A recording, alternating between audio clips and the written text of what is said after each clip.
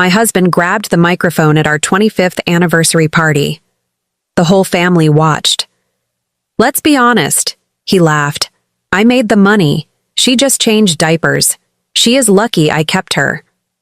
The hotel owner, a billionaire who had been watching from the shadows, stepped onto the stage. He snatched the mic from my husband and said, "She isn't lucky. She is the one who got away. I've been waiting 25 years for you to make a mistake like this. I'm glad to have you here. Follow my story until the end and comment the city you're watching from, so I can see how far my story has reached." I should have known something was wrong the moment I saw Easton adjusting his tie in that particular way, the same way he did before important business presentations. 25 years of marriage teaches you to read the signs, even when you wish you couldn't. The Grand Meridian Ballroom sparkled around us, every surface gleaming under the massive crystal chandeliers.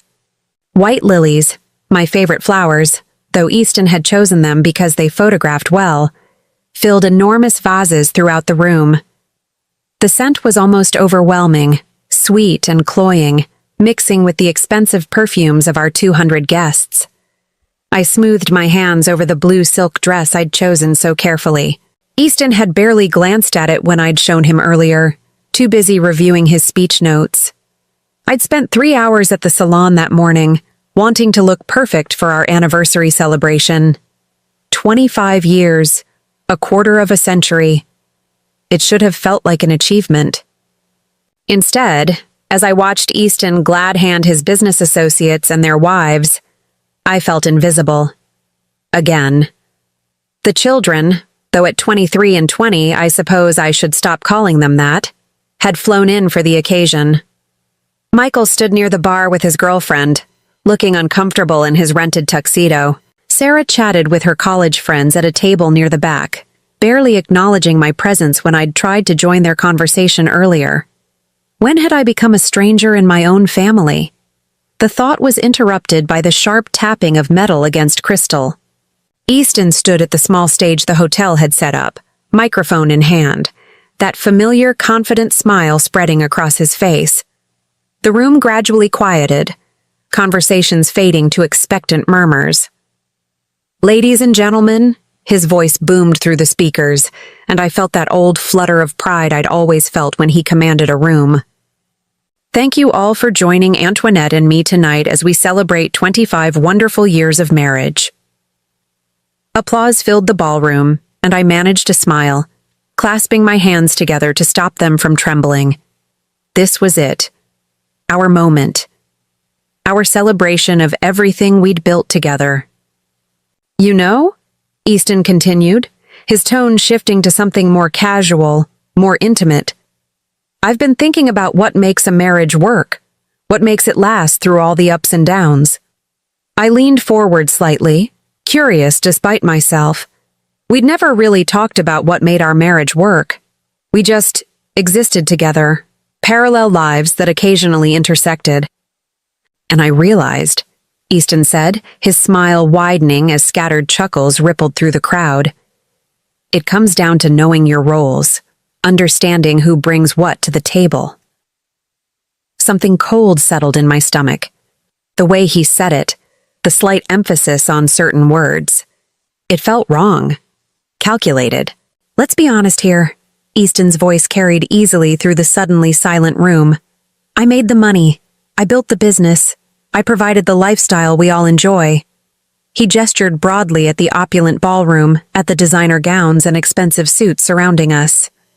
"Antoinette, well, she changed diapers." The words hit me like a physical blow. I actually felt my breath catch, felt the color drain from my face as the room erupted in uncomfortable laughter. Not real laughter, the kind of forced chuckling people do when they're witnessing something they shouldn't be witnessing. But Easton wasn't finished. "She is lucky I kept her," he said, and this time his smile looked sharp, predatory. "Really? What else would she do? She has no skills, no education that matters. She's been living off my success for 25 years. The room had gone completely silent now. Even the waitstaff had stopped moving, frozen in place like extras in a movie who'd forgotten their blocking. I could feel hundreds of eyes on me, feel the weight of their pity and embarrassment pressing down like a physical force. My hands were shaking now, my vision blurring as tears threatened to spill over. 25 years of my life reduced to diaper changing and lucky breaks. 25 years of supporting his dreams, raising his children, managing his household, being the perfect wife, all of it dismissed with casual cruelty in front of everyone we knew. I started to stand, needing to escape, needing to find somewhere to hide and process what had just happened. But before I could take a single step, another voice cut through the silence. "Excuse me." The voice was calm, controlled, but it carried an authority that made everyone turn, including Easton. I turned too, and felt my heart stop completely. Landon Blackwood stood at the edge of the stage, tall and silver-haired and completely unchanged in all the ways that mattered. 25 years had been kind to him. He'd grown into his angular features, his dark eyes more commanding than ever. He wore a perfectly tailored black suit that probably cost more than most people's cars, but he moved with the same quiet confidence he'd had as a struggling design student. What was he doing here? How was he here? Then I remembered. The Grand Meridian was his hotel. He owned the entire chain now. Landon Blackwood Hotels, with properties on 4 continents. I'd read about his success in magazines over the years, always with a mixture of pride and regret I'd never been able to fully examine. Easton blinked, his confidence faltering for the first time all evening. "I'm sorry. Who are you?" Landon stepped onto the stage with fluid grace, reaching for the microphone. "I'm Landon Blackwood. I own this hotel." His voice was pleasant, conversational, but there was steel underneath it. "And I need to interrupt your speech." Easton pulled the microphone back, his jaw tightening. You're in the middle of humiliating a remarkable woman," Landon said, his voice carrying clearly without amplification. "And I won't allow that to continue in my establishment." The ballroom had become a theater, every guest riveted by the drama unfolding on stage. I sat frozen, my heart pounding so hard I was sure everyone could hear it. Landon gently but firmly took the microphone from Easton's hand. When he spoke again, his voice filled the room with quiet authority. "Ladies and gentlemen, I apologize for interrupting this celebration, but I think you should know something about the woman this man just insulted." He turned to look directly at me, and something in his expression made my breath catch.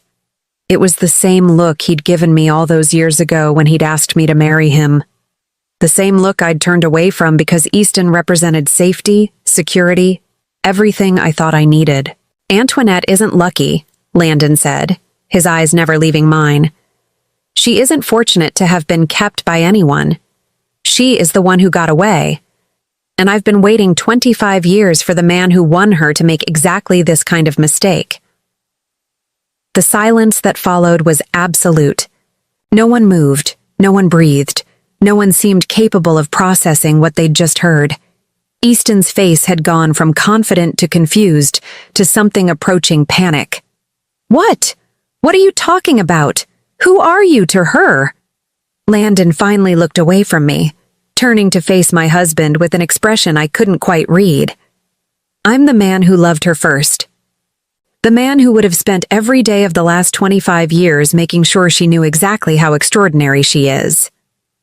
The microphone fell from Easton's limp fingers, hitting the stage with a sharp screech of feedback that made half the room wince. But I barely heard it over the roaring in my ears, the way my entire world had just shifted on its axis. Landon loved me first. Was still. Did he still? "Antoinette," Landon said, stepping to the edge of the stage, extending his hand toward me. "Would you like to get some air? I think we have a lot to talk about." I looked at his outstretched hand, then at Easton's stricken face, then at the sea of shocked expressions surrounding us. 200 people waiting to see what I would do, waiting to see if I would take the hand being offered to me or stay seated in the chair where I'd just been publicly humiliated. For the first time in 25 years, The choice was entirely mine. I stood up, my legs somehow steady despite the earthquake happening inside my chest. I walked toward the stage, toward Landon's waiting hand, toward a future I couldn't even begin to imagine. Behind me, I heard Easton's voice, small and panicked. "Antoinette, don't you dare! Don't you dare walk away from me!" But I was already walking, and for the first time in decades, I wasn't looking back. The cool night air hit my face like a benediction as Landon led me through the hotel's private entrance, away from the stares and whispers that had followed us out of the ballroom. My hand was still in his, and I couldn't bring myself to let go. It felt like an anchor in a storm I hadn't even realized was brewing. We walked in silence through the hotel's elegant corridors until he stopped at a set of glass doors that opened onto a private terrace overlooking the city. The lights of downtown stretched out below us, and for the first time in hours, I could breathe properly. "Are you all right?" Landon asked softly, finally releasing my hand. I almost laughed at the absurdity of the question. Was I all right? My husband had just humiliated me in front of 200 people, and the man I'd chosen not to marry 25 years ago had just declared his love for me in the same breath. All right seemed like a foreign concept. "I don't know," I said honestly, wrapping my arms around myself. The evening was warm, but I felt cold down to my bones. "I don't know anything anymore." Landon shrugged out of his jacket and draped it over my shoulders without asking. It smelled like expensive cologne and something else, something that brought back a flood of memories I'd been suppressing for decades. "You were studying industrial design," he said quietly, and I startled at the unexpected direction of his thoughts. "At Northwestern. You were the most talented student in our program." My throat tightened. Nobody had mentioned my design work in years. Not since I'd packed away my portfolio and easel to become Mrs. Easton Crawford, full-time wife and mother. "That was a long time ago," I managed.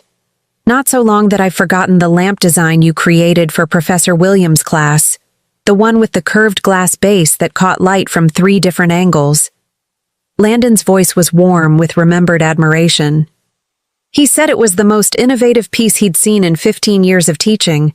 I closed my eyes, remembering. I'd been so proud of that lamp, so excited about the possibilities it represented.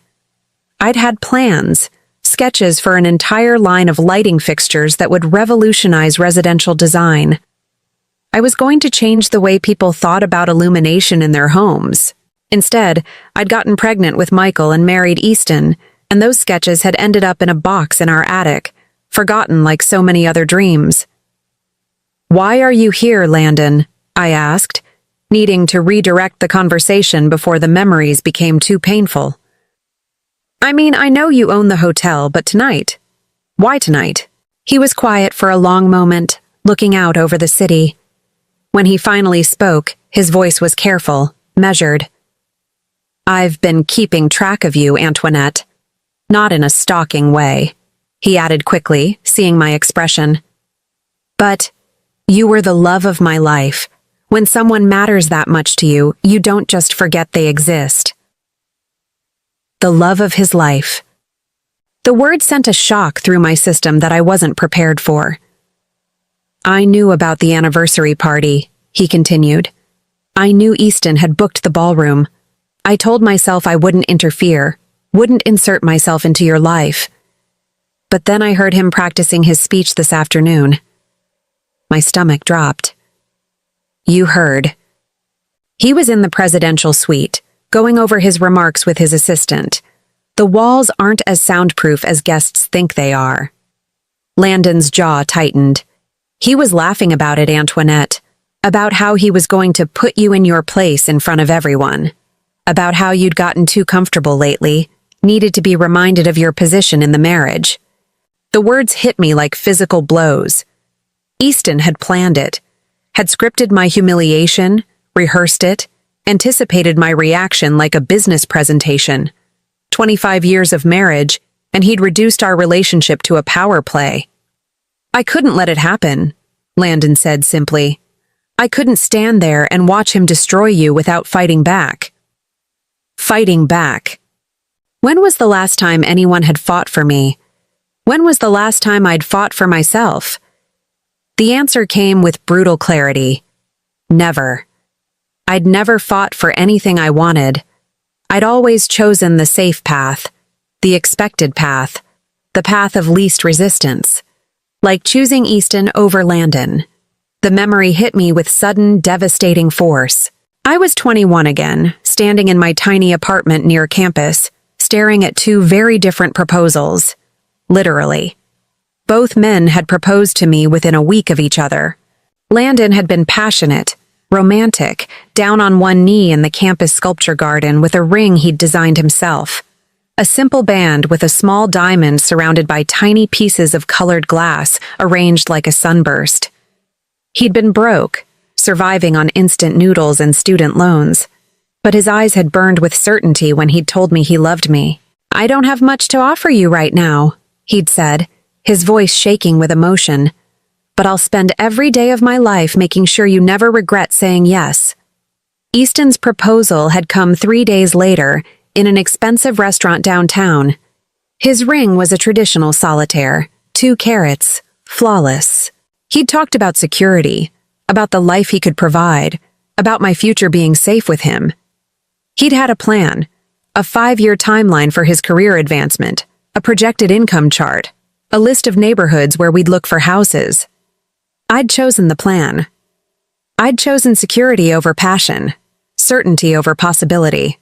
I'd convinced myself it was the mature decision, the smart decision. I'd been such a fool. "Do you remember the project we worked on together?" Landon asked suddenly.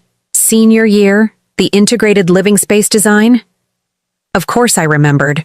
We'd spent 3 months developing a revolutionary concept for multifunctional furniture that could transform small spaces. Modular pieces that served multiple purposes, a complete rethinking of how people lived in urban environments. It had been brilliant, innovative, ahead of its time. "Professor Chen said it was graduate-level work," I whispered. "It was better than graduate-level work. It was market-ready. We could have patented it, started a company." Landon turned to face me fully. "But you dropped out of the program to marry Easton." The guilt I'd carried for 25 years pressed down on me like a physical weight. I'd abandoned our project, left Landon to complete it alone. He'd gotten full credit, but we both knew it had been a collaboration. "I'm sorry," I said, the words feeling inadequate. "I'm so sorry, Landon. I was young and scared and—" "Don't apologize," he said firmly. "I didn't bring it up to make you feel guilty. I brought it up because 6 months after you left, Easton started a furniture company. Crawford Designs. His first product line was remarkably similar to our project. The world seemed to tilt sideways. What are you saying?" "I'm saying your husband built his fortune on stolen ideas, Antoinette. Ideas you helped create." The memory came flooding back, Easton asking me about my classwork, showing interest in my projects for the first time since we'd started dating. I'd been so flattered by his attention, so eager to share my passion with him, that I'd shown him everything, every sketch, every prototype, every innovative concept I'd developed. He'd listened with such apparent fascination, asking detailed questions about materials and manufacturing processes.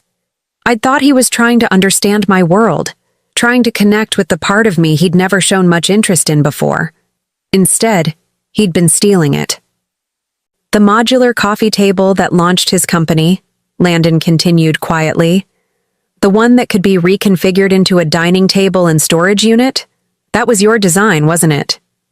It was. I'd sketched it during a late-night study session, frustrated by the limitations of my tiny apartment. Easton had found the sketch on my kitchen counter and studied it for nearly an hour, asking me to explain every detail. "He said he wanted to understand my work," I whispered, my voice breaking. "He said he was proud of my creativity." He was. Proud enough to claim it as his own. The betrayal hit me in waves. It wasn't just the humiliation in the ballroom tonight. It was 25 years of lies, 25 years of building a life on stolen dreams, 25 years of watching my husband take credit for my innovations while dismissing me as nothing more than a housewife. Every major breakthrough Crawford Designs has had, I said slowly, pieces clicking into place with horrible clarity. The expandable shelving system, the convertible workspace furniture, the eco-friendly material innovations. I helped develop all of those. I gave him the ideas, helped him work through the problems, and then he made you feel like you were lucky to be included in his success, Landon finished.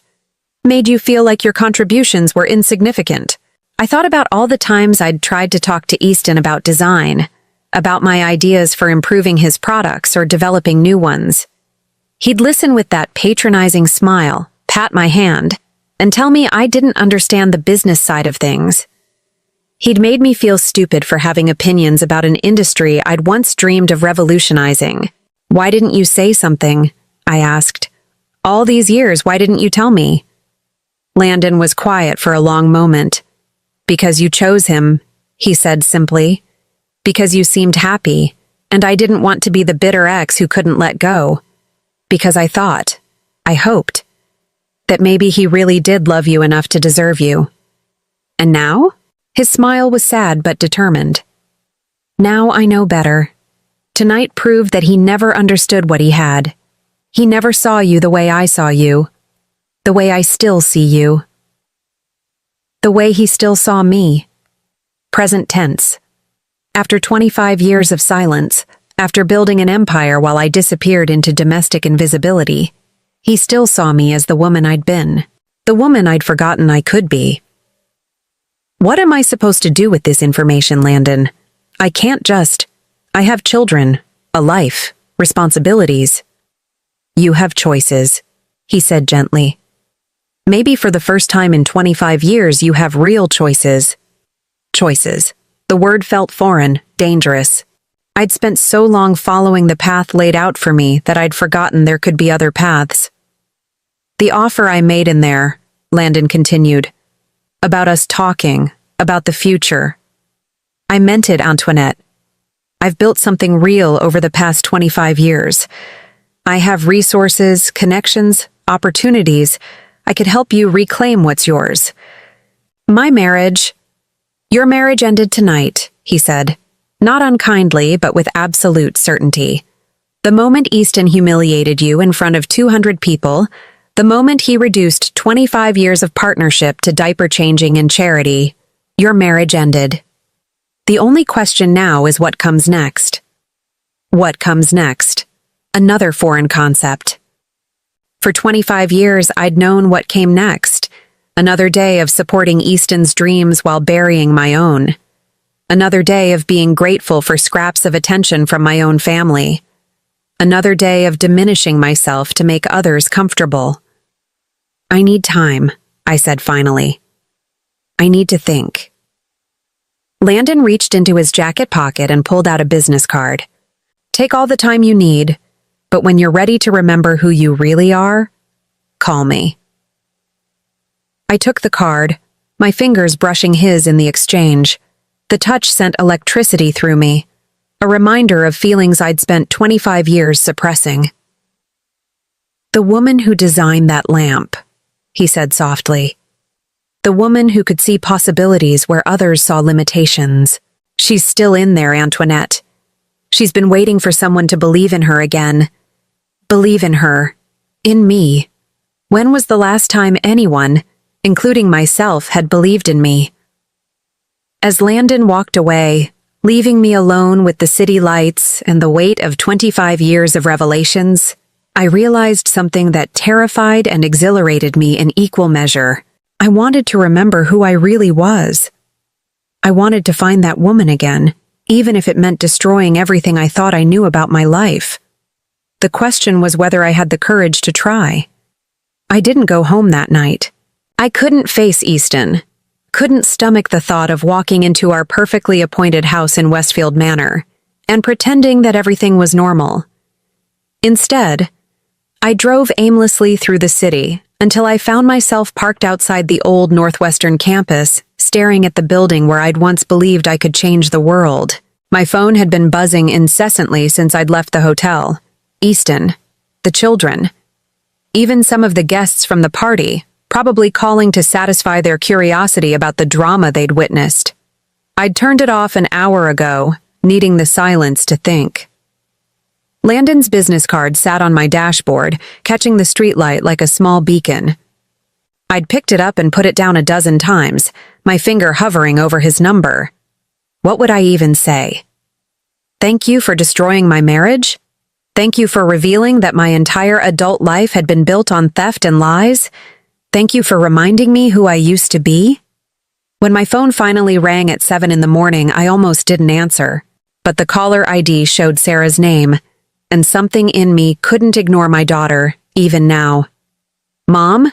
Sarah's voice was small, uncertain. Where are you? Dad's been calling everyone, and Michael's freaking out, and what happened last night? I closed my eyes, feeling the weight of 23 years of motherhood pressing down on me. How could I explain this to my children?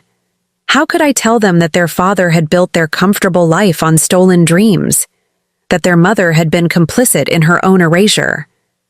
I'm okay, sweetheart, I said finally. I just needed some time to think. But that man, the one who said those things about you and Dad, who was he? The one who said those things. Not the one who humiliated me. Landon was the one Sarah was questioning. Even now, even after witnessing Easton's cruelty, she was more concerned about the stranger who defended me than the father who'd torn me down.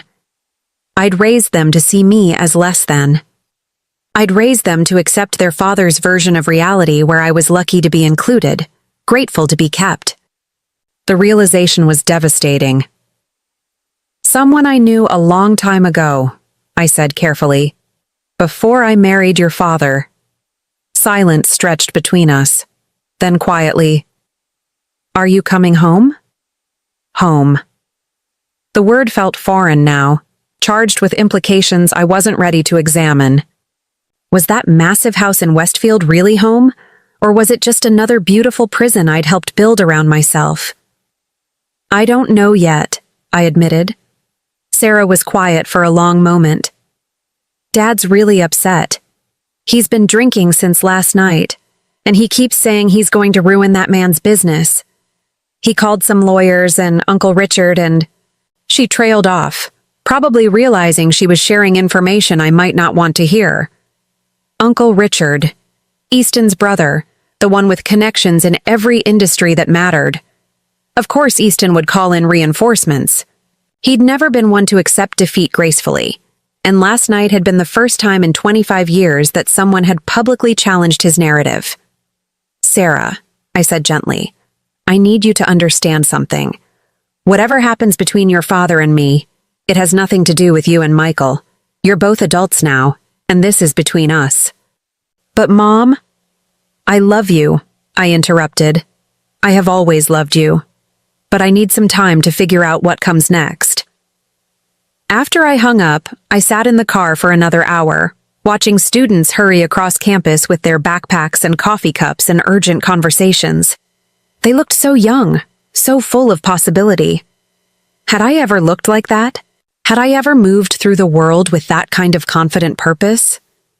Yes, once. Before I'd learned to make myself smaller, before I'd convinced myself that dreams were luxuries I couldn't afford. My phone buzzed with a text from an unknown number. I know you're struggling with all of this.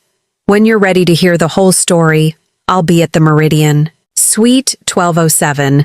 No pressure, no expectations, just truth.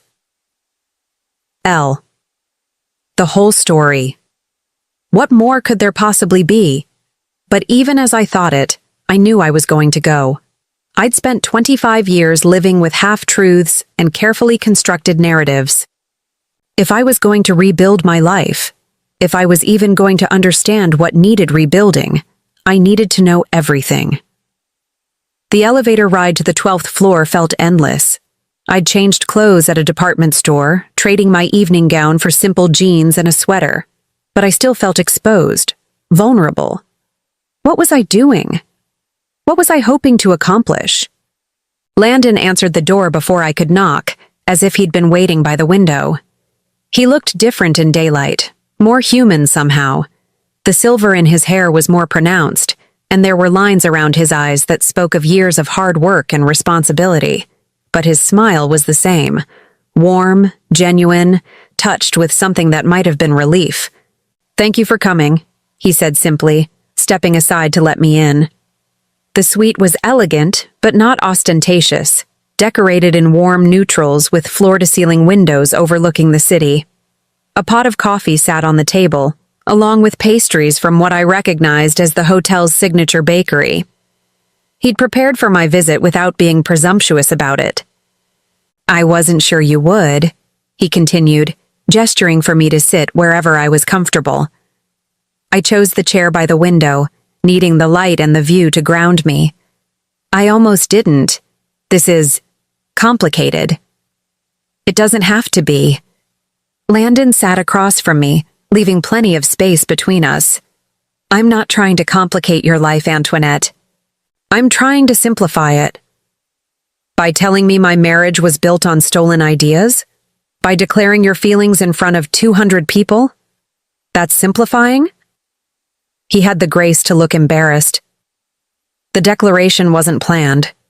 Seeing him humiliate you like that, I lost my temper. It wasn't my finest moment." "But you meant it. What you said about waiting 25 years. It wasn't really a question, but he answered anyway. Every word. The honesty in his voice sent a shock through me. After years of Easton's calculated responses, his careful management of every conversation, Landon's directness was almost overwhelming. "Why?" I asked. "You could have had anyone. You built an empire. You're successful, powerful. Why hold on to feelings for someone who rejected you?" Landon was quiet for a long moment, looking out at the city. When he spoke, his voice was soft but certain. "Do you remember the night before you accepted Easton's proposal? We were in your apartment, working on the lighting project. You'd been struggling with the power distribution problem for weeks." I remembered. I'd been frustrated to the point of tears, convinced that my design was fundamentally flawed. "You were about to give up," Landon continued. "You said it was impossible, that you weren't smart enough to solve it. And then you had that moment of inspiration, the cascade design that would distribute power through multiple pathways. Do you remember what you said when it finally worked?" I did remember. I'd been so excited, so proud of the breakthrough. I said it felt like flying. "You said it felt like flying," he repeated, and I realized that I wanted to spend the rest of my life watching you have those moments. I wanted to be there every time you figured out something impossible, every time you created something beautiful. I wanted to build a life around your dreams taking flight. The memory was so vivid I could almost smell the coffee we'd been drinking, could almost feel the excitement that had coursed through me when the design finally came together. It had been one of the last times I'd felt that way, truly alive, truly myself. "But you chose safety instead," Landon said, not accusingly, but with deep sadness. And I understood why. Easton offered you security, certainty. I was offering you. Well, I was offering you a leap of faith. "I was scared," I whispered. "I was 21 and terrified of making the wrong choice. I know, and I've spent 25 years wondering if I could have made it easier for you, if I could have offered you more security, more certainty, if I could have convinced you that taking the leap was worth it. You never tried to contact me. After I got engaged, you just disappeared." Landon's smile was rueful. "I went to Europe, spent 5 years working for design firms in Milan and Barcelona, trying to forget you. It didn't work, but it did teach me a lot about business, about building something from nothing. When I came back to the States, I was determined to create the kind of success that would have made you proud to choose me.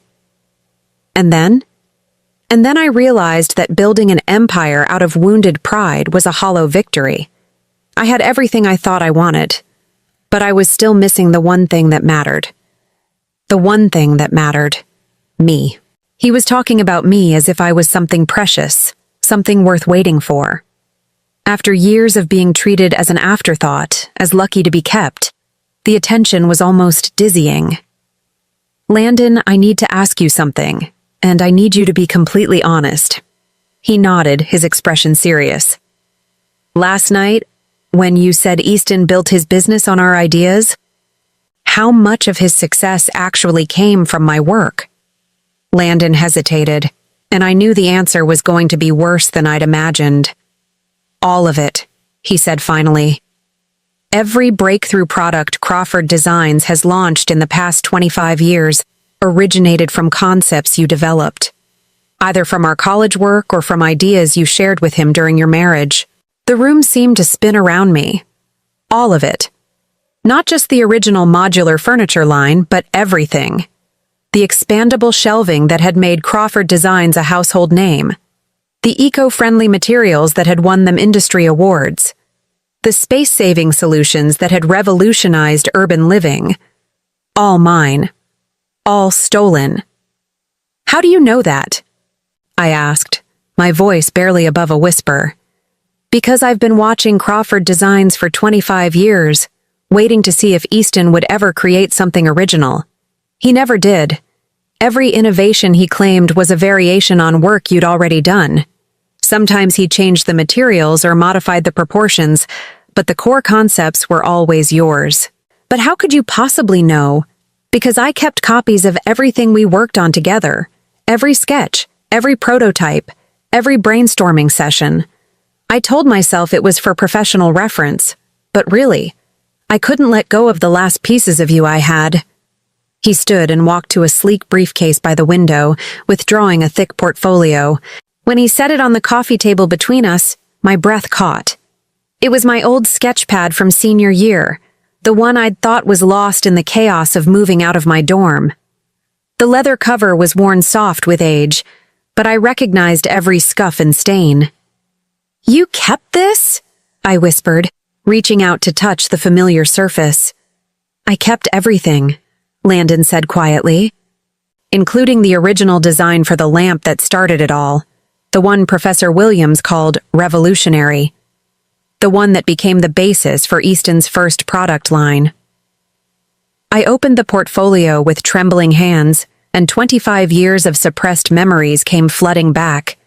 Page after page of detailed sketches, concept drawings, innovative solutions to design problems that wouldn't become industry standard for years. Work I'd poured my heart and soul into. Work I'd been so proud of. Work I'd convinced myself had been meaningless amateur efforts. "He made me believe I was nothing," I said, tears blurring my vision as I turned the pages. "He made me believe these were just silly student projects." They weren't silly, they were brilliant, and they made him rich. Rich on my ideas, successful on my innovations, respected for stealing my dreams. "What am I supposed to do with this information?" I asked, looking up at Landon through my tears. "Sue him? Destroy my children's father? Blow up my entire life for revenge?" "I'm not asking you to destroy anything," Landon said gently. "I'm asking you to reclaim what's yours. The ideas, yes, but more than that. I'm asking you to reclaim yourself. Reclaim myself. The woman who'd designed these innovations, who'd seen possibilities where others saw limitations. The woman who'd felt like she was flying when a complex problem finally yielded to her imagination.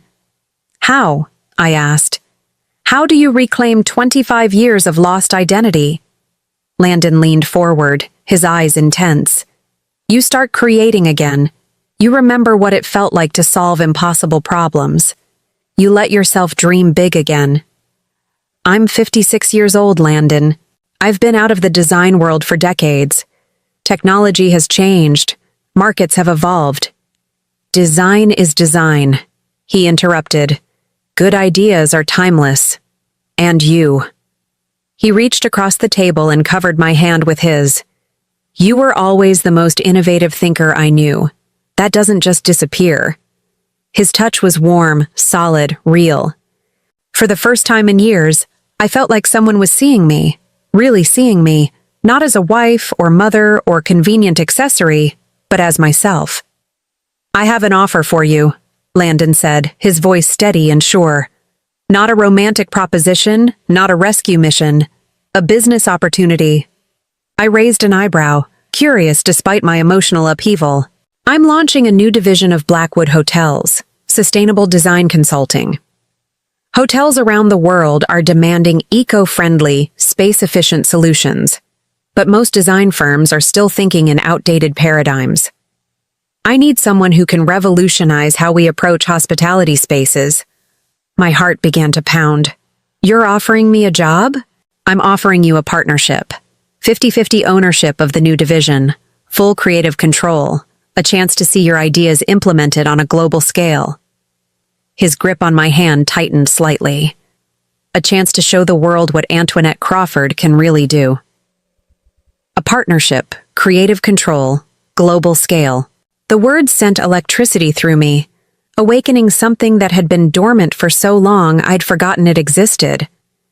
"The salary would be $200,000 to start," Landon continued, "plus profit sharing once we're established. But more importantly, you'd own your work. Every design, every innovation, every breakthrough, it would be yours. Legally, publicly, permanently yours. Own my work." After 25 years of watching Easton profit from my ideas, the concept felt revolutionary. "I can't," I said automatically, the response so ingrained I didn't even think about it. "I mean, I have responsibilities, obligations." "To whom?" Landon asked quietly. "To the husband who humiliated you publicly?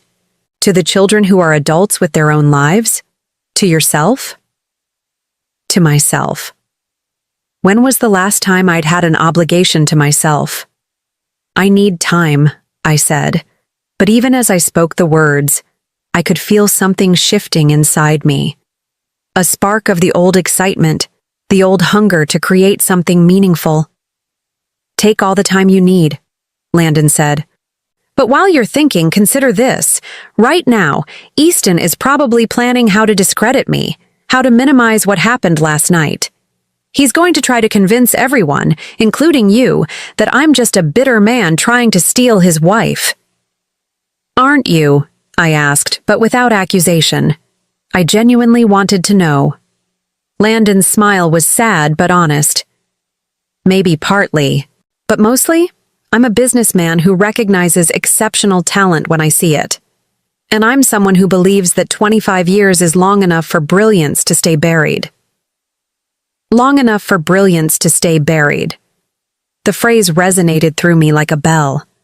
How long was I willing to keep burying who I really was? How long was I willing to let fear keep me small? "There's something else you should know," Landon said, releasing my hand and reaching for another folder.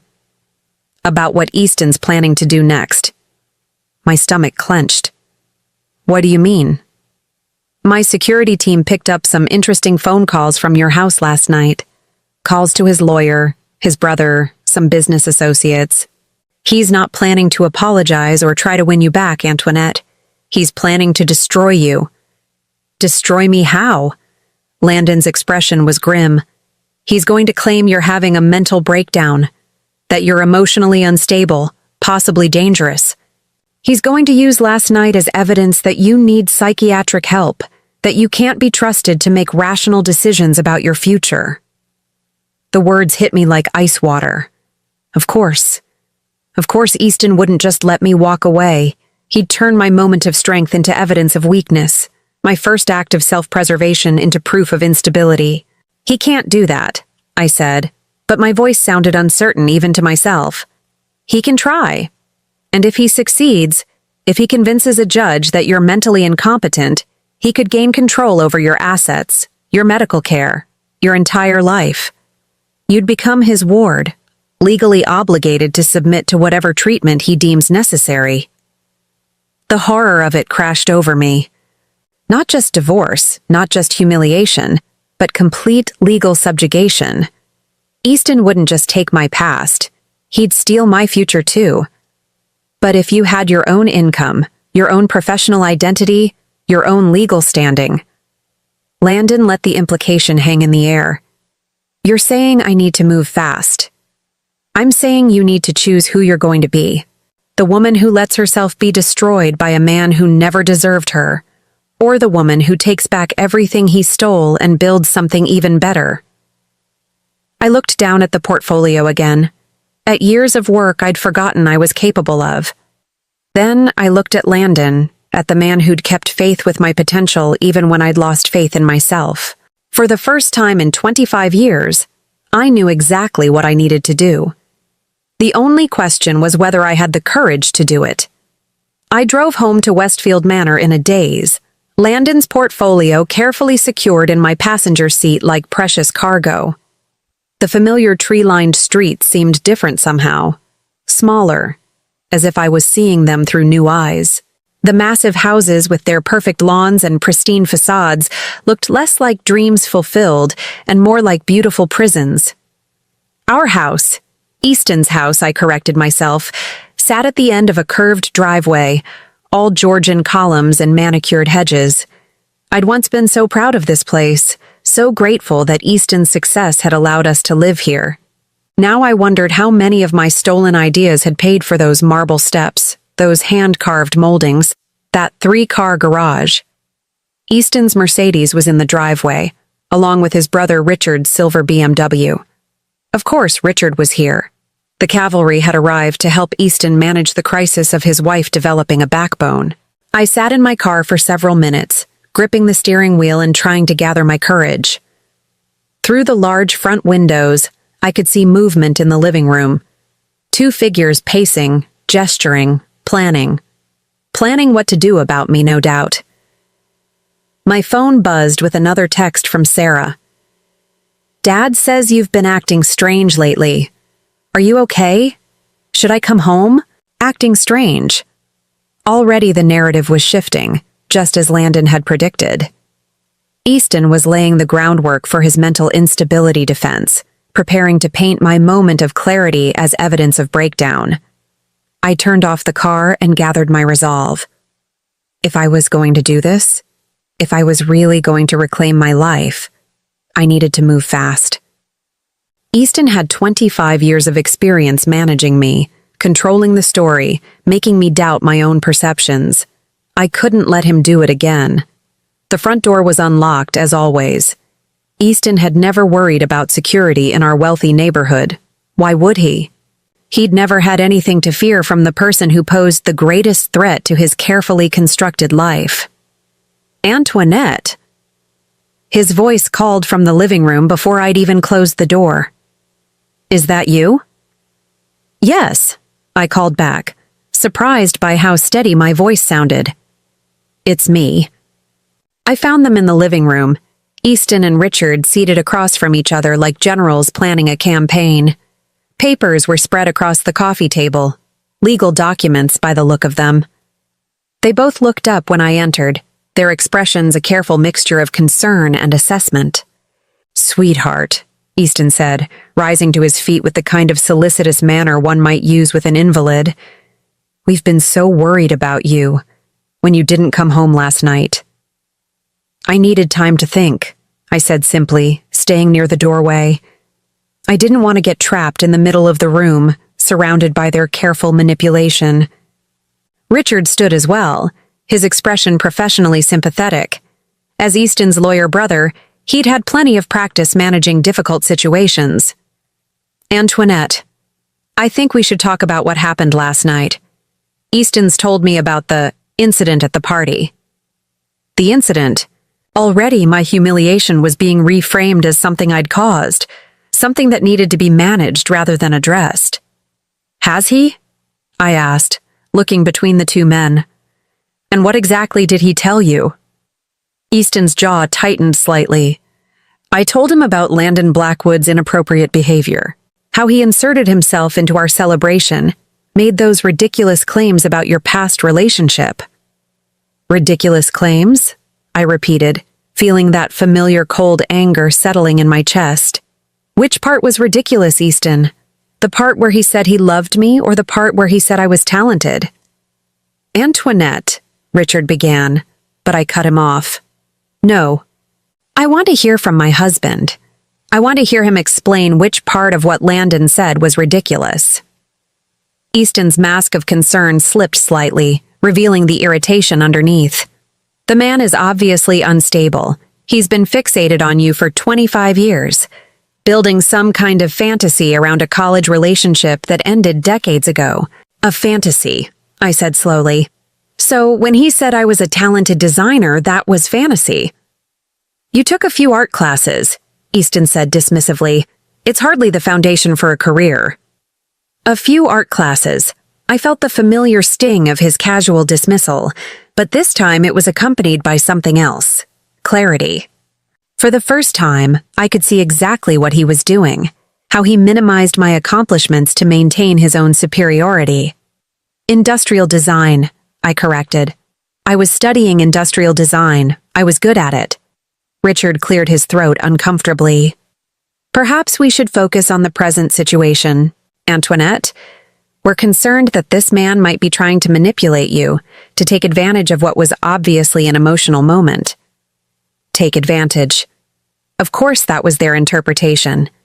It couldn't be that someone genuinely valued me, genuinely saw potential in me. It had to be manipulation, exploitation. He offered me a job, I said quietly. The silence that followed was deafening. Easton's face went through several expressions, surprise, disbelief, anger, before settling on condescending amusement. A job? He laughed, and the sound was sharp, cutting. Sweetheart, you haven't worked in 25 years. What kind of job could you possibly be qualified for? There it was. The casual cruelty that had become so familiar I'd stopped noticing it. The automatic assumption that I was useless, unemployable, dependent on his charity for survival. A design position, I said, my voice gaining strength. A partnership, actually. In sustainable hospitality design. Richard and Easton exchanged a look. One of those male glances that said clearly what they thought about my intelligence, my judgment, my ability to assess reality. Antoinette, Richard said gently, I think you need to consider the possibility that this man is not being entirely honest with you. Men like Blackwood don't offer partnerships to people without extensive professional experience. Men like Blackwood, successful men, men who built real empires, who made real decisions. Unlike women like me, who just changed diapers and got lucky. Unless, Easton added, his voice taking on a nastier edge, he's not really interested in your design skills. The implication hung in the air like a toxic cloud. Of course that was what they'd assume, that any interest in me had to be sexual, predatory, inappropriate. The idea that I might have actual value, actual talent worth investing in, was apparently too far-fetched to consider. You think he offered me a partnership because he wants to sleep with me? I asked, my voice dangerously quiet. I think, Easton said carefully, that you're emotionally vulnerable right now, and that men like Blackwood are experts at exploiting that vulnerability. Exploiting vulnerability. Everything about this conversation was about my weakness, my susceptibility, my inability to think clearly or protect myself. They weren't discussing my humiliation at the party, Easton's public cruelty, or the problems in our marriage. They were focused entirely on managing the threat I apparently posed to their carefully ordered world. What would you like me to do? I asked, curious to hear their plan. Richard leaned forward, his expression earnest and professional. We think you should consider getting some help. You've been under a lot of stress lately, and last night was obviously traumatic. There are excellent facilities that specialize in helping people work through these kinds of episodes. Episodes. There was the word Landon had warned me about. My moment of self-respect was being reframed as a mental health crisis requiring professional intervention. What kind of facilities? I asked, though I already knew the answer. Residential treatment centers, Richard said smoothly. Places where you could get the support you need to work through whatever you're going through. Away from external pressures and influences that might be confusing you. Away from Landon, away from anyone who might remind me that I had options, that I deserved better, that I was worth more than Easton's version of charity. "How long would this treatment last?" I asked. Easton and Richard exchanged another look. "As long as necessary," Easton said. "Until you're feeling more like yourself again." More like myself. The irony was breathtaking. They wanted to send me away until I was willing to be the diminished version of myself they were comfortable with. Until I stopped remembering that I used to have dreams, used to have talent, used to believe I could fly. And if I refuse?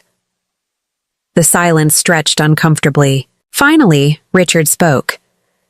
"Antoinette, if you're not capable of making rational decisions about your own well-being, then the people who love you have to step in." There it was. The threat Landon had predicted, delivered with lawyerly precision. Submit to treatment voluntarily, or they'd have me declared incompetent and force me into it.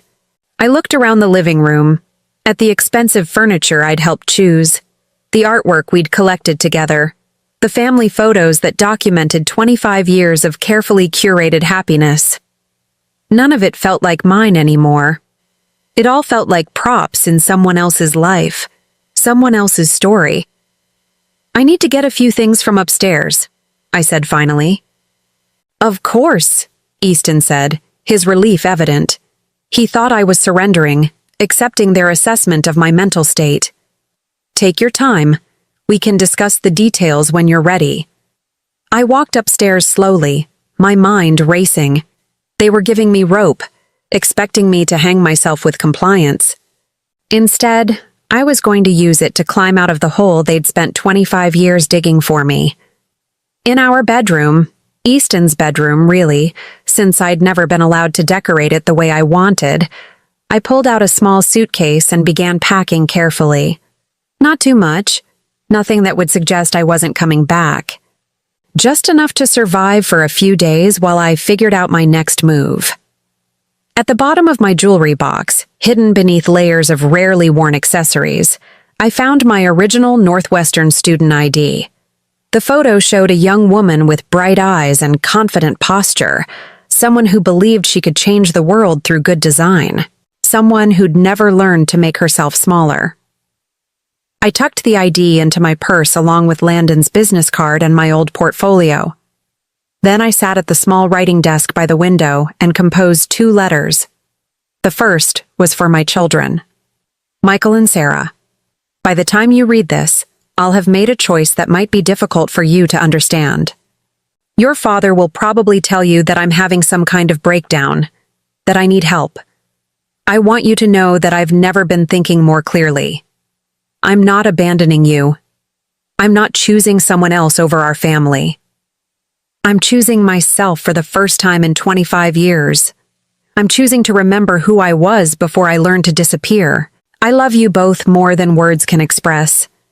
But I can't keep living as half a person, and I can't keep pretending that diminishing myself is the same thing as keeping our family together. I hope someday you'll understand. I hope someday you'll be proud of me for finding the courage to fly again. All my love, Mom. The second letter was shorter, addressed to Easton. I accept your job offer. When you're ready to discuss the terms of our partnership, you know how to reach me. A. But that letter wasn't for Easton. It was for Landon. I sealed both letters, left the first on my pillow and tucked the second into my purse. Then I picked up my suitcase, took one last look around the room that had never really felt like mine, and walked downstairs. Easton and Richard were still in the living room, their legal documents spread across the coffee table like battle plans. "All set?" Easton asked, looking up with that patronizing smile I'd once found comforting. "Yes," I said. "I think I am." I walked to the front door, my heart pounding so hard I was sure they could hear it. Any second now, one of them would ask where I was going, would notice that I was carrying a suitcase instead of just grabbing my purse. But they didn't. They were so certain of my compliance, so confident in their assessment of my limitations. that it never occurred to them that I might have my own plan. "Antoinette?" Easton called as I reached for the door handle. I turned, expecting to be caught, expecting to have to fight my way out. "Drive carefully," he said, "and call us when you get to the facility. We want to know you've arrived safely." I nodded, not trusting my voice. Then I walked out the front door of the house I'd called home for 25 years, got into my car, and drove away from everything I'd ever known. I didn't look back. For the first time in my adult life, I didn't look back. The drive to the Meridian Hotel felt like flying. When I knocked on the door of Suite 1207, Landon answered immediately, as if he'd been waiting by the window again. His expression shifted from hope to concern when he saw my suitcase. "Are you all right?" he asked, stepping aside to let me in. I set down my suitcase and reached into my purse, pulling out the letter I'd written. "I accept your job offer," I said, handing it to him. "When can I start?" Landon read the letter, his expression shifting to something that might have been wonder. "Are you sure about this? Once we move forward, there's no going back. Easton will fight this with everything he has." "I know," I said, "but I'm tired of being afraid. I'm tired of being small. I'm tired of pretending that I'm grateful to be kept when I should have been building something of my own all along." Landon smiled. Not the careful professional smile he'd worn during our business discussions, but something warm and real and full of possibilities. "In that case," he said, "welcome to Blackwood Design Partners. I think we're going to build something extraordinary together." Something extraordinary. After 25 years of being told I was ordinary at best, the words felt like a promise and a challenge rolled into one. 3 weeks after I walked out of Easton's carefully controlled world, I was sitting in the bright, modern office space that Landon had secured for Blackwood Design Partners. Sunlight streamed through floor-to-ceiling windows, illuminating the drafting tables and computer workstations that would soon house our revolutionary approach to sustainable hospitality design. I'd been working 16-hour days, partly because I was genuinely excited about the projects we were developing, but mostly because I was terrified that if I stopped moving, I'd lose my nerve and crawl back to the safety of my old life. The transformation had been swift and stunning. In just 3 weeks, I'd designed a modular hotel room system that could reduce construction costs by 30% while increasing energy efficiency by nearly half. The prototype had hotel executives flying in from around the world to see what we were creating. But success, I was learning, came with a price. My phone had been ringing constantly since the first industry article about Blackwood Design Partners had been published. Not with congratulations or business inquiries, but with increasingly frantic calls from Easton. I'd stopped answering after the first few conversations made it clear that he wasn't interested in reconciliation. He was focused entirely on damage control. This morning's voicemail had been particularly venomous. "You think you can just walk away and play businesswoman? You think that man actually cares about your pathetic little sketches? I built everything you're trying to destroy, Antoinette. Everything. And I'm not going to let you take it away." I was reviewing the latest designs for our Singapore project when Sarah knocked on my office door. I looked up, surprised to see her. We'd spoken on the phone several times since I'd left, but she'd never visited my new workplace. "Mom?" She stood uncertainly in the doorway, looking younger than her 20 years. "Do you have a minute?" "Of course, sweetheart. Come in." I gestured to the comfortable chairs by the window, clearing away the architectural drawings that covered every surface. Sarah sat down carefully, her designer purse clutched in her lap like a shield. She was dressed in the kind of expensive casual wear that screamed private college student, clothes that Easton's stolen success had purchased. "I've been talking to Dad," she began, and I felt my stomach clench. "He's really worried about you, about this whole situation." "I'm sure he is," I said carefully. "What exactly has he told you?" Sarah shifted uncomfortably. "He says you're having some kind of midlife crisis, that this man Landon is taking advantage of you." that you're going to lose everything you've worked for. Everything I'd worked for. The irony was breathtaking. And what do you think? I don't know what to think, Sarah said, her voice small. This place is amazing, and you seem different, happier. But Dad says you're making a huge mistake, that you're destroying our family for some fantasy. Our family. I studied my daughter's face, seeing echoes of my own features mixed with Easton's stronger jawline. Sarah, do you remember much about me from when you were little? She frowned.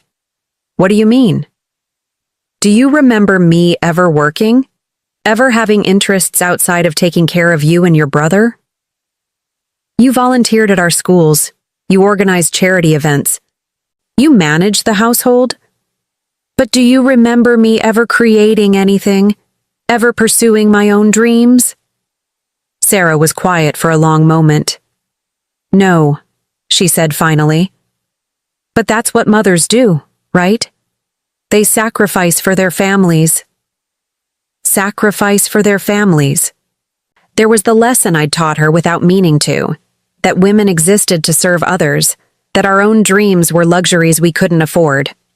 Sarah, I need to tell you something about your father's business, about how Crawford Designs really started. Over the next hour, I showed her everything. The original portfolio Landon had preserved, the timeline of Easton's innovations compared to my college work, the undeniable evidence that Crawford Designs had been built on stolen ideas. Sarah went through several emotional stages as the truth sank in: disbelief, anger, confusion, and finally, a kind of numb acceptance. All of it? She asked, her voice barely above a whisper. Everything he built came from your work? Not everything, I said gently. Your father is a talented businessman, a skilled marketer.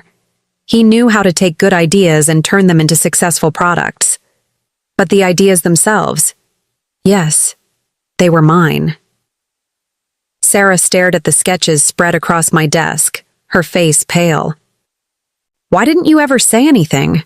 Why didn't you fight for credit? Because I believed him when he said I was lucky to be included. Because I thought supporting his success was more important than claiming my own. Because I was young and scared, and I'd been taught that good wives don't compete with their husbands. But now you're competing with him, Sarah said, and there was something in her voice I couldn't quite identify. Now I'm finally being myself, I corrected.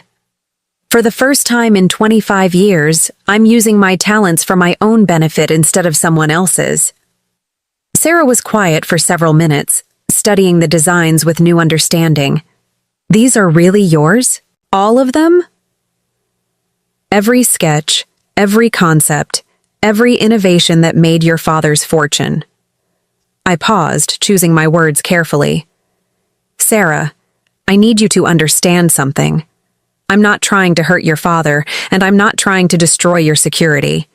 But I can't keep living as half a person just to preserve everyone else's comfort. What about us? Sarah asked, and now I could hear the fear underneath her composure. What about me and Michael? If you're right about this, if Dad's business really is based on stolen ideas, what happens to our future? It was a fair question, and one I'd been grappling with since I'd made my choice. I don't know, I admitted, but I do know that building your future on lies is no foundation at all. Before Sarah could respond, my phone rang. Landon's name appeared on the caller ID, and I could see from his expression through the glass wall of his office that something was wrong. Excuse me, I told Sarah, then answered the call. What is it? Antoinette, you need to come to my office immediately. We have a problem. I found Landon pacing behind his desk, his usual composed demeanor replaced by something approaching agitation. Sarah had followed me, hovering in the doorway uncertainly. What's wrong? I asked. Landon gestured to his computer screen, which displayed what looked like a legal document.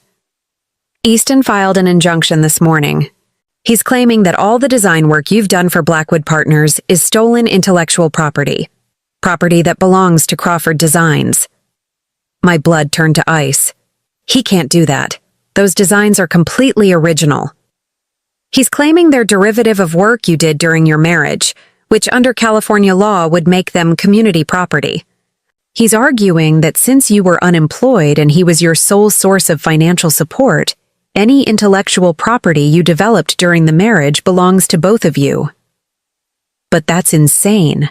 I never worked on these specific projects during our marriage. It doesn't matter, Landon said grimly.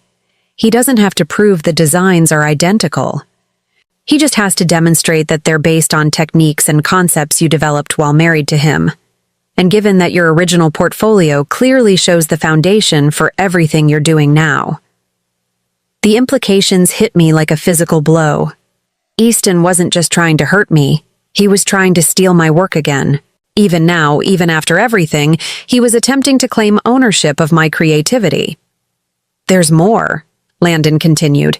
He's also filed for an emergency restraining order, claiming you're mentally unstable and that I'm manipulating you into making decisions that are harmful to your well-being and your family's financial security. Sarah gasped from the doorway. I'd forgotten she was there, forgotten that she was witnessing her parents' marriage implode in real time. What does that mean? I asked, though I was afraid I already knew. It means that until the court hearing next week, you're legally prohibited from making any business decisions or entering into any new contracts. It also means that if the judge rules in his favor, you could be forced to return all compensation you've received from Blackwood Partners and undergo psychiatric evaluation. The room seemed to spin around me. In one brilliant legal maneuver, Easton had managed to paint me as both a thief and a madwoman. If he succeeded, I'd lose everything. My newfound career, my financial independence, possibly even my freedom. Mom, Sarah said softly from the doorway, and I turned to look at her. Is this why you left? Because you knew he would do something like this? I thought about her question, about the pattern of control and manipulation that had characterized my entire marriage. Not specifically, I said, but yes, I knew that Easton would never let me go without a fight. I knew he'd try to destroy me rather than face the truth about what he'd done. Sarah walked into the office and sat down heavily in one of the chairs. I need to ask you something, and I need you to be completely honest with me. I nodded, bracing myself. Are you in love with Landon? The question caught me off guard. Not because it was inappropriate, but because I hadn't allowed myself to examine it carefully. I don't know, I said finally. I know that he sees me as a person worth respecting, worth investing in. I know that he makes me feel capable and valuable in ways I'd forgotten were possible, whether that's love or just gratitude. I honestly can't tell anymore. Landon cleared his throat uncomfortably. Perhaps I should give you two some privacy. No, Sarah said firmly. You should hear this too. She turned to face me fully. Mom, I've been watching Dad for the past 3 weeks since you left. He's been drinking more, staying up all night making phone calls, obsessing over ways to get back at you and Landon. He's not acting like a man who's lost the love of his life. He's acting like someone who's lost control of his property. The observation was so perceptive, so mature, that I felt a surge of pride even in the middle of my crisis. What are you saying? I'm saying that maybe it's time someone in our family chose truth over comfort. Sarah's voice was steadier now, more certain. Maybe it's time someone stood up to Dad instead of just enabling his behavior. I stared at my daughter, seeing her clearly for perhaps the first time in years. She wasn't just the spoiled college student I'd thought she was. She was a young woman capable of making hard choices, of seeing uncomfortable truths. Sarah, if I fight this, if I refuse to back down, things are going to get very ugly very quickly. Your father has resources, connections, legal expertise. He's going to make this as public and as painful as possible. I know, Sarah said simply. But Mom, I've seen your work over the past hour. I've seen what you're creating here. It's extraordinary. It's the kind of innovation that could change entire industries. Are you really going to let Dad steal that too? Let Dad steal that too. The phrase hit me like a revelation. This wasn't just about my current projects or my partnership with Landon. This was about whether I was going to spend the rest of my life letting Easton claim ownership of my creativity, my intelligence, my very identity. I looked at Landon, who had been watching this conversation with something that might have been amazement. What are our chances if we fight this? Honestly, it depends on the judge, on how well Easton's lawyers present their case, on whether we can demonstrate that your current work is substantially different from your original designs. He paused. But Antoinette, even if we lose in court, even if you have to walk away from this partnership, you'll have proven something important. Which is that you're not the helpless, dependent woman he's been telling everyone you are, that you're capable of building something significant on your own, that you're worth fighting for, even if you have to do the fighting yourself. Worth fighting for. After 25 years of accepting whatever scraps of respect Easton was willing to offer, the concept felt revolutionary. I thought about the young woman in those college sketches, the one who'd believed she could change the world through good design. I thought about the mother I wanted Sarah to become. Strong, independent, unafraid to claim her own worth. I thought about the woman I'd glimpsed in the mirror this morning, confident and purposeful in a way I hadn't been since I was 21.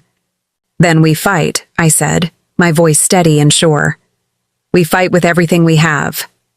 Sarah smiled, the first genuine smile I'd seen from her in years. Good. And Mom, for what it's worth, I think you're going to win.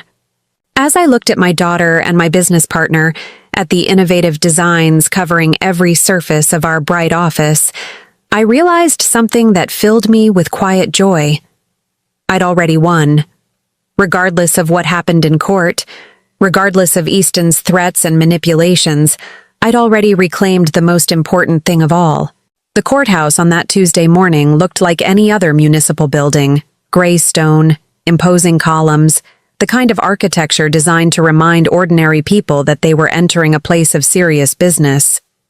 But as I walked up those steps with Landon beside me, I felt anything but ordinary. I was wearing a navy blue suit I'd bought specifically for this hearing, the first professional clothing I'd purchased in 25 years. My hair was pulled back in a sleek chignon, and I carried a leather briefcase that contained not just legal documents, but every piece of evidence that proved who I really was. Easton was already there when we entered the courtroom, flanked by his team of expensive lawyers. Richard sat behind him, along with several business associates whose presence was clearly meant to demonstrate the serious financial interests at stake. They all looked supremely confident, like men who had never doubted their right to win. Easton caught my eye and smiled. That same patronizing smile I'd endured for 25 years. It was meant to remind me that I was out of my league, that I should be grateful he was willing to take me back after my little rebellion. Instead, it reminded me of everything I was fighting against. Judge Patricia Holloway was a woman in her early 60s with sharp eyes and graying hair pulled back in a no-nonsense style. She reviewed the preliminary documents with the kind of focused attention that suggested she wasn't easily impressed by legal theatrics. "This is an unusual case," she said, looking up from her papers. "We have a request for an injunction claiming theft of intellectual property, combined with allegations of mental incapacity. Mr. Crawford, you're claiming that your wife's current business activities constitute theft of marital assets?" Easton's lead attorney, a sleek man named Harrison Weber, stood to address the court. "Yes, Your Honor, Mrs. Crawford has taken proprietary design concepts developed during the course of her 25-year marriage and used them to benefit a competing business enterprise. Under California community property law, those concepts belong equally to both spouses. And you're also claiming that Mrs. Crawford lacks the mental capacity to make these business decisions. We're concerned about Mrs. Crawford's emotional state, Your Honor. She abandoned her family home without warning, entered into business partnerships with a man she barely knows, and has been making increasingly erratic decisions. We believe she may be experiencing a psychological crisis that's affecting her judgment. I felt my lawyer, Janet Morrison, tense beside me. We'd prepared for this line of attack, but hearing it stated so clinically in open court was still jarring. "Mrs. Morrison," Judge Holloway said, "how does your client respond to these allegations?" Janet stood with quiet confidence. She was a woman about my age who'd built her reputation defending professionals in intellectual property disputes. "Your Honor, Mrs. Crawford is not mentally incapacitated, nor has she stolen anyone's intellectual property.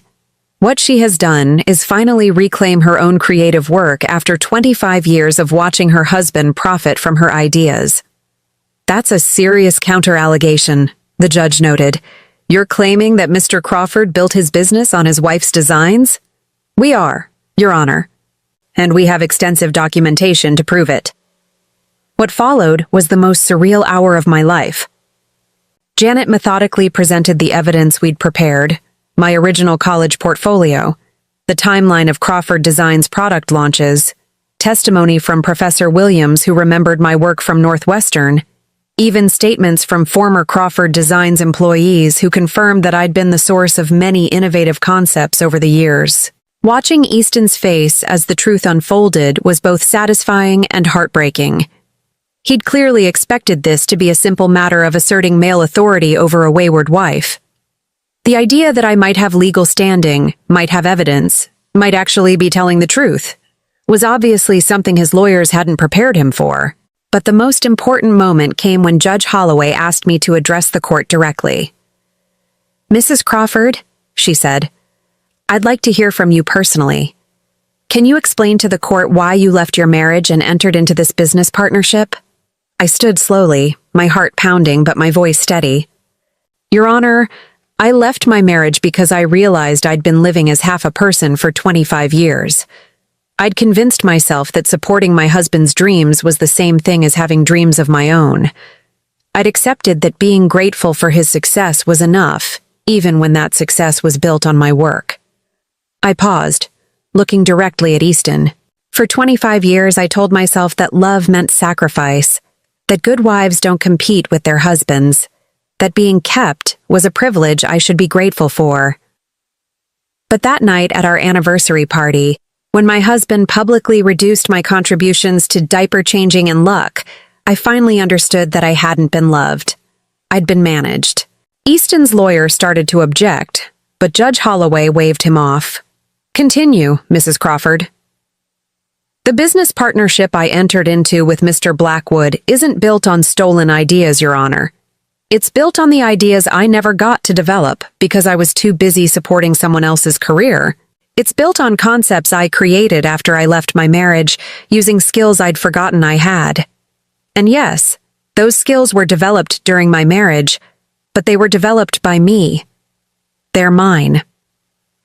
I reached into my briefcase and pulled out a folder containing my most recent designs, the modular hotel system that was revolutionizing sustainable hospitality design. "These are the designs Mr. Crawford claims belong to him," I said, handing the folder to the judge.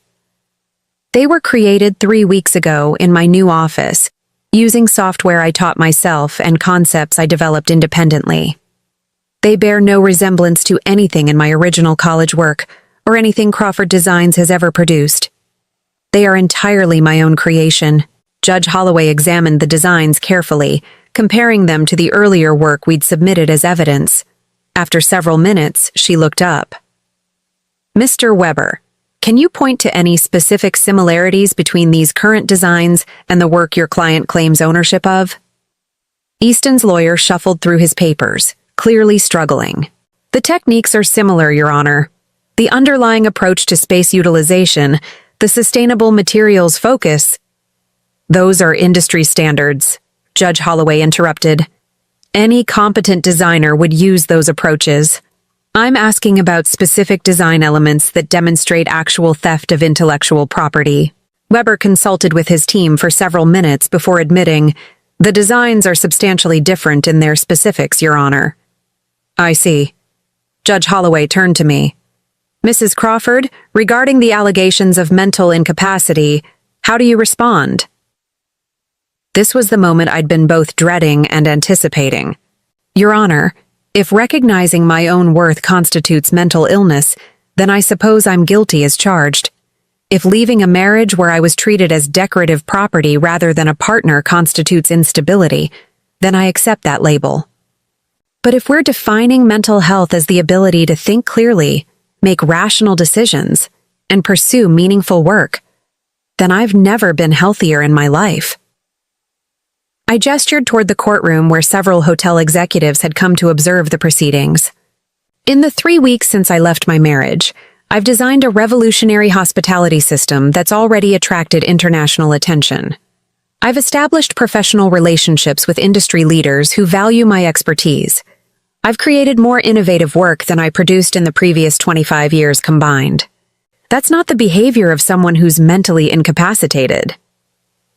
Judge Holloway was quiet for several minutes, reviewing all the evidence we'd presented. Finally, she looked up. Mr. Crawford, she said, addressing Easton directly. I've reviewed the evidence presented by both sides. While it's clear that your wife did contribute significantly to your business success over the years, it's also clear that her current work represents original creation, not theft of existing intellectual property. Do you have any evidence that contradicts this assessment? Easton stood slowly, his confidence finally cracking. Your Honor, my wife is. She's not the same person she was. This man has filled her head with ideas about independence and careers. She's 56 years old. It's too late for her to start over. The words hung in the air like a confession. There it was. Easton's real concern wasn't about stolen property or mental illness. It was about control. It was about a woman who dared to claim her own life at an age when he believed she should be grateful for whatever he was willing to give her. Mr. Crawford, Judge Holloway said quietly, the court's job is not to determine whether your wife's life choices are wise or appropriate. The court's job is to determine whether she's legally competent to make those choices and whether she's committed any crimes in doing so. She paused, her expression stern. Based on the evidence presented today, I find that Mrs. Crawford is clearly competent to make her own business decisions. I also find that there's no evidence she's committed theft of intellectual property. Her current work, while building on skills developed during her marriage, represents original creation that she owns independently. I felt my knees almost buckle with relief. Janet squeezed my arm supportively. Therefore, the judge continued, the request for an injunction is denied. The request for psychiatric evaluation is denied. Mrs. Crawford is free to continue her business partnership and retain any compensation she's received. She looked directly at Easton. Mr. Crawford, I strongly advise you to consider whether pursuing this matter further is in anyone's best interest. The evidence suggests that your wife's contributions to your business success were far greater than you've acknowledged. Continuing to challenge her right to independent success could result in uncomfortable questions about the true origins of your own wealth. The threat was subtle but unmistakable. If Easton kept pushing, the court might start examining just how much of Crawford Designs really belonged to him. As we left the courthouse, I felt something I hadn't experienced in 25 years. Complete, unqualified victory. Not just legal victory, but personal vindication. A public acknowledgement that I was capable, competent, valuable. Sarah was waiting for us on the courthouse steps, having driven down from college to hear the verdict. When she saw my expression, she smiled. The same bright, confident smile I'd had at her age, before I'd learned to dim my own light. "How did it go?" she asked, though my face probably told her everything she needed to know. "Your mother," Landon said, his voice warm with admiration, "was magnificent." Later that evening, I stood on the balcony of my new apartment overlooking downtown, a glass of champagne in my hand, and the lights of the city spread out below me like scattered stars. It was a modest place compared to the mansion in Westfield Manor, but it was mine. Every piece of furniture, every decoration, every choice reflected my taste, rather than someone else's vision of who I should be. My phone had been ringing all afternoon with congratulations from colleagues, interview requests from industry publications, and business proposals from hotels around the world who'd heard about our innovative approach to sustainable design. The woman who'd once been dismissed as unemployable was now being courted by Fortune 500 companies. But the call that meant the most had come from Michael, my son, who'd been silent through most of the divorce proceedings. "Mom," he'd said, his voice quiet but certain, "I owe you an apology. I've been talking to Sarah about everything that happened, about Dad's business and your work, and I'm sorry. I'm sorry I didn't see it sooner. I'm sorry I didn't stand up for you." "You don't need to apologize," I'd told him.